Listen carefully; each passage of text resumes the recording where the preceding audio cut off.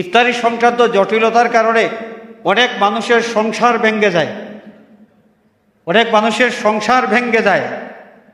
ইফতারি দেওয়া হয় মেয়ের বাড়িতে। মেয়ের বাড়িতে যখন ইফতারি দেওয়া হয়, ইফতারির পরিমাণ যদি কম হয়, তাহলে মেয়ের শ্বশুর বাড়ির মানুষ বেড়া টাইপের হইলে ফুটা দেওয়া শুরু করবে। আমি শুনেছি, আমার মেলা অভিজ্ঞতা আছে এই ব্যাপারে। অনেক জায়গায় ইফতার রিসিভ করা হয় না। মেয়ের বাড়ির থেকে যখন ইফতারি আসে, মেয়ের বাপের বাড়ির থেকে ইফতার রিসিভ করা হয় না। কেন? যে আমাদের জনসংখ্যা বেশি, আপনার এই সামান্য ইফতার নিয়ে আমাদের কিছুই হবে না, আপনার ইফতার আপনি নিয়ে চলে যান। এই লোকটার নেওয়া ইফতারটা ঘরেই তোলা হয় না। আমার জানা আছে, মেলা ঘটনা আমি দেখেছি এইভাবে। তারপরে শুরু হয়ে যায় দাম্পত্য কলহ। এই মেয়েটাকে খুশাখুশি করা শুরু করে যে তুমি ফকিরের মেয়ে, তোমার বাপ একটা ফকির মানুষ, ফকির মার্কা, লজ্জা করলো না যে এই সামান্য ইফতারি নিয়ে এসেছে। এই ধরনের খুশা দেওয়া কথাবার্তা শুরু হয়ে যায়। শেষ পর্যন্ত অনেক সংসার কিন্তু ভেঙে যায়। এই যেই লোকটা বললেন যে আমাদের লোকজন বেশি, আপনার সামান্য ইফতারে আমার হবে না, তা আপনার পুরা পঞ্চায়েতকে ইফতার খাওয়ানোর দায়িত্ব কি মেয়ের বাপের? আপনার লোকজন যদি বেশি হয়, আপনি যদি আপনার লোকজনকে দাওয়াত করে নিয়ে আসেন আপনার বাড়িতে মানুষ ইফতার খাবে, মেয়ের বাপেরটা কেন খাবে? মেয়ের বাপেরটা কেন খাবে? আপনি দাওয়াত করেছেন আপনার পঞ্চায়েত, আপনি না ইফতারের ব্যবস্থা করবেন? এই বিষয়গুলো আমাদের খেয়াল রাখতে হবে।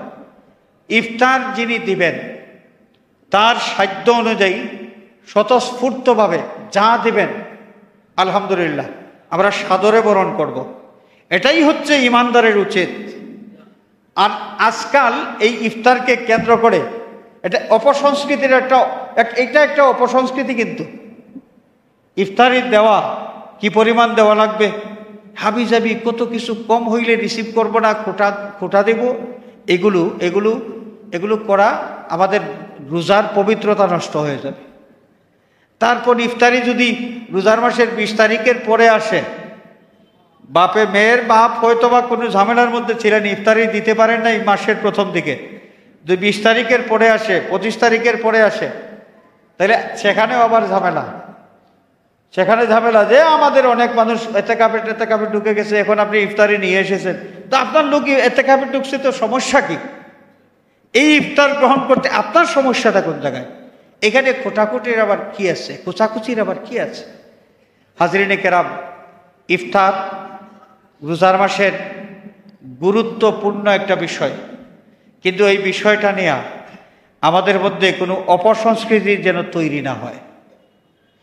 ইফতার যে যা দিল স্বতঃস্ফূর্তভাবে আমরা খুশি হয়ে সেটা গ্রহণ করব, কম হোক বেশি হোক, প্রত্যেকের সাধ্য অনুযায়ী। মেয়ের বাপ ইফতারি খাওয়াইতে হবে, আর মেয়ের স্বামী তার শ্বশুর শাশুড়িকে ইফতার খাওয়ানোকে নিষেধ।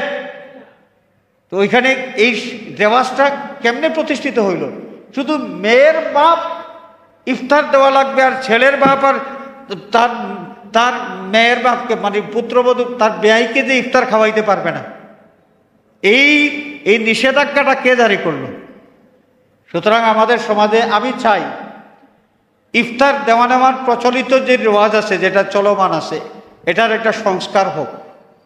মেয়ের বাপ ইফতার খাওয়াইবেন, ঠিক আছে, ছেলের বাপ ও মেয়ের বাপকে কিছু ইফতার খাওয়ানোর এই রেওয়াজটাও চালু হোক।